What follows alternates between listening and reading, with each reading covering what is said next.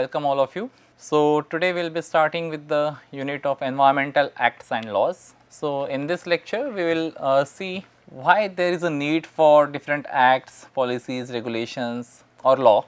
Then what are some relevant acts related to the environment. The Ministry of Environment, Forestry and Climate Change, that is the apex ministry which deals with the environmental issues in the country, and some examples of different acts. So, first thing, why knowing laws and rules is important. Let us take an example of these marketing bags which shopkeepers or retailers usually charge, but the question is can they really charge for the carry bags with their brand logos printed on them? Okay. So, if there is no logo on the carry bag, it is fine, it may be charged, but if they are putting their logos on the carry bag, should they be charging, because it is like a paid branding and marketing for them, for which customers are paying. So, but with that into picture, the rule which we came into implement was for stopping the use of plastic bags. So, to discourage the consumers from using the plastic bags for shopping, the plastic waste management rules of 2011 were issued, and its rule 15 had said no carry bag shall be made available free of cost by retailers to consumers. So, the idea behind having this rule was to prevent customers from overusing plastic bags, and plastic pollution, as we all know, it is not good for our planet. It pollutes lots of oceans, water bodies, sea, and it stays in the nature for a long time, as it takes a long time for decomposition. So, to discourage the plastic bags, this rule was brought, thinking that if customers are made to pay for the plastic bags, they won't be buying those plastic bags and preferably bring some cloth based bags or paper based bags from their houses. But then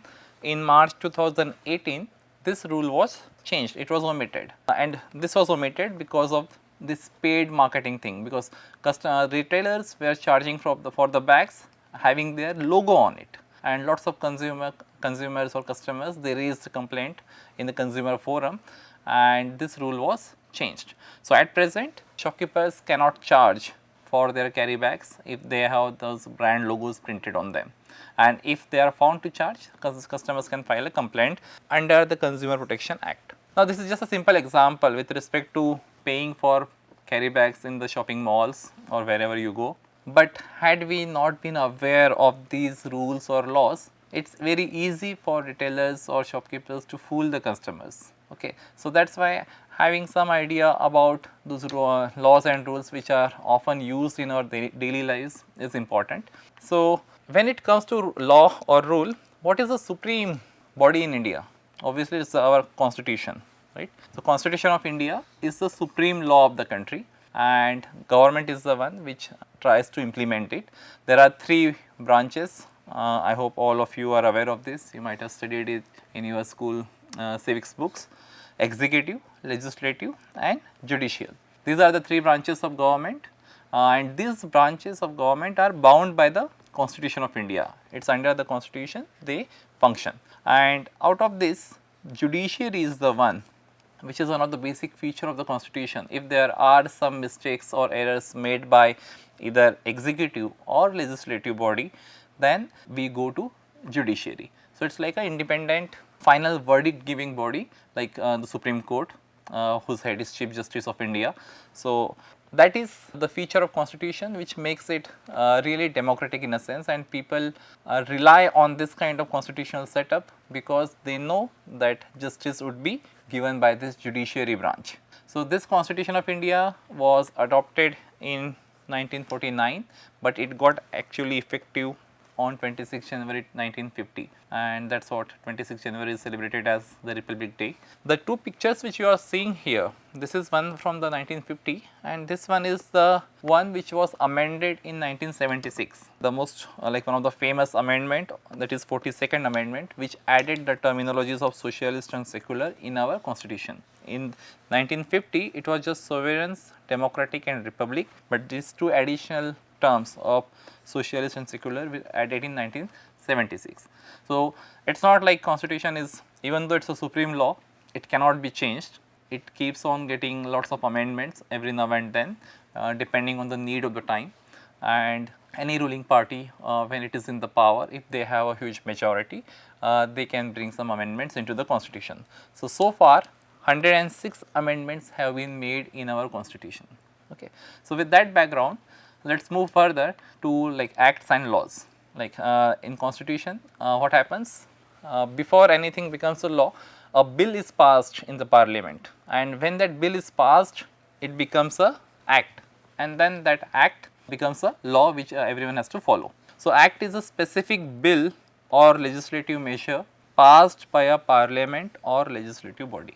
So, it is a specific bill or legislative measure which is passed by the parliament with the majority in either one of the houses or both the houses, like. And act is a subset of law because it is very specific, and its main purpose is to raise public awareness of existing rules and laws. For example, Environment Protection Act of 1986, since we are dealing with the course on environmental planning and management, we took example of Environment Protection Act, but then there are so many acts like Companies Act, Societies Registration Act, Water Act, Air Act. Okay. So, some of the relevant ones to the environment we will look into when we go to the next slides. So, law is a broader framework. It is a set of rules created and enforced by the government, and for what purpose? There are three main purposes: to maintain order, justice, and protect rights of citizens in the society. Not just citizens, rights of all the living organisms in the society, because you would see there are so many laws related to protection of animals, biodiversity, okay, forest. Okay. So, I would say all the living organisms in the society, and it is a broad framework under which different acts and regulations or rules exist. There are different types of laws: constitutional, criminal, civil, common, statutory, depending on the context or area where it is involved. So, to summarize, like act is a specific, a bill or a legislative measure, and law, it is a set of rules covering lots of acts and legislations and rules and regulations which are enforced by the government to maintain order, justice, and protect rights. Rules and regulations. Okay. What we saw first was act and a law, the difference. Rules are the detailed directions framed by the government under the authority of an act to implement its provisions. So, once any act is formed, let us say Environmental Protection Act of 1986, under that act there would be certain rules which would be the directions given by the government, and it comes under the authority of the broader act. For example, hazardous waste rules or solid waste management rules of 2016. So, all those rules list out what people in the society or companies or corporate or local bodies need to do, or even citizens need to do when it comes to managing solid waste or hazardous waste. So, it is a direction which is framed by the government bodies, but it comes under the umbrella of some act. And regulations, the terminologies sound little similar, right, rules, regulations, but there is a difference. The major difference is between who frames what. So, rules are framed by the government under the authority of act, but regulations are framed by regulatory bodies or authorities to control specific functions or sectors within the framework of the act and the rules. So, that is the difference. One comes directly from the government and one comes from the regulatory bodies. For example, Energy Conservation Regulations of 2010, CERC regulations of 2010, it is like Electricity Regulatory Council. So, the difference is rules are subordinate to the act and regulations are subordinate to both the act and the rules. Okay. Policies and procedures. So, these are just brief terminologies whose definitions we are going through. Policies are rules that are made by anyone can make policy, right, individuals, groups, companies, organizations. And what is the objective of policy? To achieve the aims and goals or carry out their plans and are generic in nature. And policy is not a law exactly, are more like guides, and these guides may influence how laws are applied or how to understand the existing laws. Policy would be a helping tool to understand and execute the law, but they themselves are not the laws because they are not made by the government. They are made by the individuals, groups, companies or organizations to achieve their own aims and goals. And a procedure, it is a specific action plan for carrying out a policy or for conducting a policy. So, procedure would tell the employees or the people involved in the organization how to deal with a particular situation and when. Okay, so that's so it will list down the process that employees have to abide. So that's the difference between policies and procedures. Now coming to the apex ministry related to the environment, MoEFCC, that's full form is Ministry of Environment, Forest and Climate Change. So it was in 1972 United Nations conference in Stockholm, and after that conference in India, with the approval of Department of Science and Technology, a National Council for Environmental Policy and Planning was set up. This council later became Ministry of Environment and Forest in 1985, and this ministry was further renamed or made broader to include the effect of climate change, considering the current scenario of like environmental, global pollution, global warming, and in 2014 it was named as Environment, Forest and Climate Change, okay, MoEFCC. So it is the apex administrative body in the country for regulating and ensuring environmental protection, and it works closely with the two types of pollution control boards, one which is at the central level, CPCB, Central Pollution Control Board, and State Pollution Control Board, which exists in all the states of the country. Now under this ministry there would be so many acts which are like the laws of the government, the relevant ones to the environment. Let us go through one by one. We will not be going into too much detail of each and every act, and we will not be covering each and every act, but only the relevant ones. So first one is the Wildlife Protection Act. We try to follow the chronological year of sequence. So it was in 1972. The major focus was to protect wildlife, control poaching, illegal trade and conserve biodiversity through the creation of protected areas and legal measures. So when I say protected areas, there are 5 types of protected areas which comes under this Wildlife Protection Act. One is national parks, sanctuaries, conservation reserves, community reserves and tiger reserves, which was added under the Project Tiger. So if you look at the definition, objective of all these areas was to protect wildlife and control the illegal hunting or illegal trade or killing of animals for marketing, for marketable products, like people kill tiger to get its skin, then people kill elephants to remove its tusk and make some chemicals or like illegal export. So for to stop all those things, this Wildlife Protection Act came into 1972, and these 4-5 areas were listed as protected areas under the act, which allowed some human activity or no human activity or human activity depending on where is that protected area located. So obviously in national parks we cannot have any human activity, but in sanctuaries we can have some human activity, whereas in conservation reserves we will have human activity a lot because local community stays there. Similar act related to wildlife is Forest Conservation Act 1980. Now what is the difference between wildlife and forest? It is the same thing, right? But if you look at it from the environmental perspective, you would see like wildlife is one of the component of forest. In forest we have many more components other than the wildlife. So objective of this act was to conserve forest by regulating the diversion of forest land for non-forest purpose. As the India's human population started increasing, and we all know like it has been increasing exponentially in the last 50-60 years. So for many industries, for many non-forest purposes, we tried to reduce the forestry land, we tried to reduce the agricultural land. So to conserve that, this Forest Conservation Act was formulated, and before 1980 states had powers to divert forest land, and every state wanted to achieve like rapid development, and this led to rapid deforestation.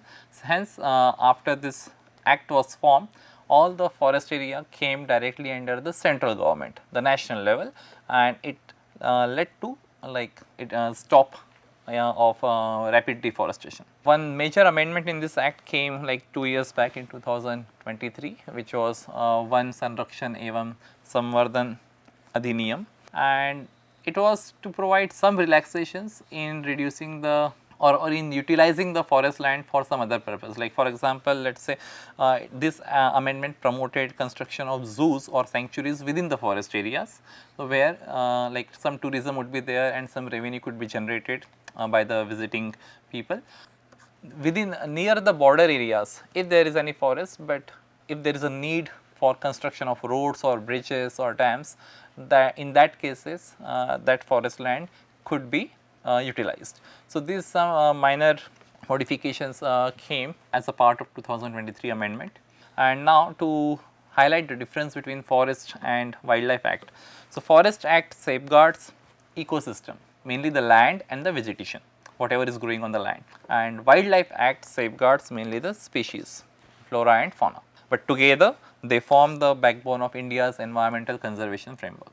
So, those were the two acts related to forestry: Wildlife Act 1972, Forest Conservation Act 1980. The third one is Water Act or Water Prevention and Control of Pollution Act 1974. So, this is the major first of its kind of pollution control law in India, and it was this law, the Water Act, which formed the basis for further future acts like Air Act of 81 and Environment Protection Act of 1986. And along with this there was establishment of CPCB, SPCB, and they were given the responsibility of setting the water quality standards and doing regular inspection at different sites. So, the objective of this act was to ensure clean and safe water by regulating or by controlling the polluting industries, monitoring discharges, and empowering authorities to take strict action against the violators. Okay. We'll look at what is the penalty for violators for both Water Act and Air Act, because they have sort of similar penalties. But this is the like some basic information about Water Act, which had one of its major amendment in 1988. Air Prevention and Control Act, that is when I say prevention and control, it is like Pollution Prevention and Control Act 1981. So, this is empowering the government and pollution boards, both SPCB and CPCB, to regulate the air emissions, monitor air quality and enforce compliance, ensuring cleaner and healthier air for all. Similar to like Water Act, which ensures cleaner and healthier water for all, it ensures cleaner and healthier air for all, and it forms the legal base for NAAQS, that is National Ambient Air Quality Standards, and the support programs like National Clean Air Program. So, the penalties for violation of both Water and Air Acts is like there is a imprisonment of 3 months or 10,000 fine or both. If there is a continued violation, there can be extra fine of 5,000 rupees per day, and there can be imprisonment of 2 to 7 years for Water and 1.5 to 6 years for under Air Act. The next one is the Environment Protection Act. Like as I said, both Air Act and Environment Protection Act, it came considering Water Act as the basis. So, but this was enacted after Bhopal gas tragedy of 1984, and this served as a umbrella law which tried to cover the gaps left by earlier acts, like mainly the Water Act and Air Act, because they are addressing two major components, water and air, but then there are other components in environment like air, water, soil, noise pollution, as well as hazardous substances and environmental standards for industries were covered under Environment Protection Act 1986. So, this act empowers the central government to set national environmental quality standards for both for all three, air, water, soil. They regulate disposal and handling of hazardous substances or waste. They issue directions for closure or regulation of industries. They provide authority to inspect and enforce compliance, and this act empowers government to issue EIA notifications also, like environmental impact assessment notification. The major one was in 2006, which got later amended in 2020. The last act which we are going to study today is NGT Act. This is a more recent one compared to the other acts in 2010. This picture is of, I think, the main head office in Delhi. And what is the purpose of NGT or National Green Tribunal Act? Tribunal, it looks like some court kind of thing. So, it established a specialized judicial body for effective and expedited disposal of cases related to the environment. So, our Supreme Court or High Courts in India, it is highly bombarded with lot of civil cases already, and there is a huge burden on judiciary. So, for cases related to environment, there was a need for having a separate judicial body, and one of the apex judicial body for environmental concerns or environmental related cases is National Green Tribunal, and this was established under NGT Act of 2010. So, it basically institutionalized environmental justice in India by ensuring green justice for sustainable development. That is like the motto, or in one line if we have to say the basis for NGT, it is green justice for sustainable development. The principal bench of NGT is in Delhi, which covers the northern zone of the country, and then for remaining zones like central, western, eastern and southern, you have Bhopal, Pune, Kolkata and Chennai. There are 4 more benches. So, there are just 5 benches of NGT, which is sort of like less considering the number of environmental clearance or environmental protection related cases which comes in a developing country like India, which is getting industrialized at a very high rate. So, there is a need for more. Couple of examples of offences and penalty are like, if any company or organization or a citizen fail to comply with the NGT orders,